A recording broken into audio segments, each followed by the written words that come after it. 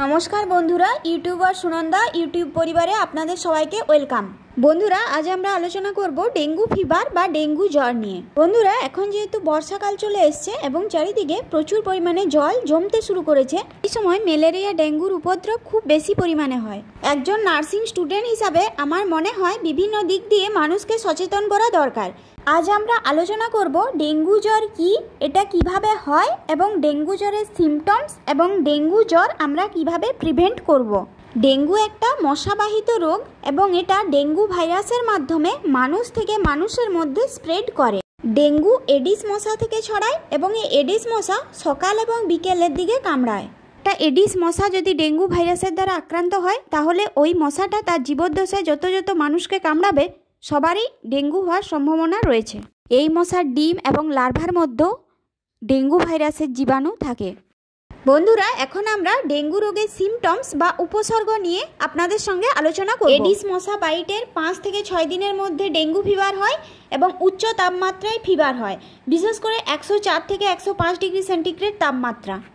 এর সাথে সাথে আমাদের মাথায় যন্ত্রণা এবং শরীরের বিভিন্ন মাসেল এবং জয়েন্টসের মধ্যেও ভীষণ যন্ত্রণা হয়।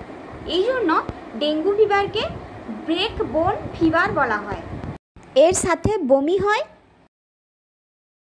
ডেঙ্গু জ্বরের সময় একটা র্যাশ দেখা যায় শরীরের মধ্যে, যেটাকে ডেঙ্গু র্যাশ বলা হয়। এছাড়াও শরীর দুর্বল হয়ে যাওয়া এবং দাঁত বা মাড়ি থেকে রক্ত পড়াও হয়। ডেঙ্গু ফিভার প্লেটলেটের জন্য ভীষণ ক্ষতিকারক, কারণ ডেঙ্গু ফিভার শরীরের মধ্যে যে প্লেটলেট থাকে সেই প্লেটলেটকে নষ্ট করে দেয় এবং শরীরের মধ্যে জলের ঘাটতি এবং রক্তের ঘাটতিও দেখা যায়। এরপর আমরা আলোচনা করব ডেঙ্গু রোগ আমরা কিভাবে প্রতিরোধ করব। ডেঙ্গু এডিস মশা থেকে ছড়ায় এবং এই এডিস মশা পরিষ্কার জলে ডিম পাড়ে। কোনো ফাঁকা পাত্রের মধ্যে যদি বৃষ্টির জল জমে থাকে তাহলে সেই পরিষ্কার জলের মধ্যে এই এডিস মশা ডিম পাড়ে। এই জন্য আমাদের বাড়ির চারপাশ পরিষ্কার রাখতে হবে এবং ব্লিচিং পাউডার ছড়াতে হবে।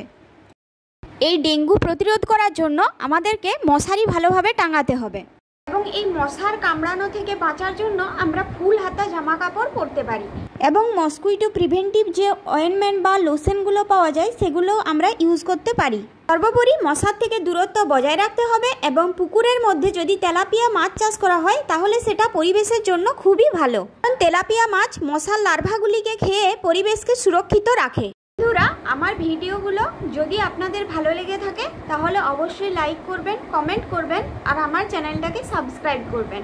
সবাই ভালো থাকবেন, সুস্থ থাকবেন এবং সুরক্ষিত থাকবেন।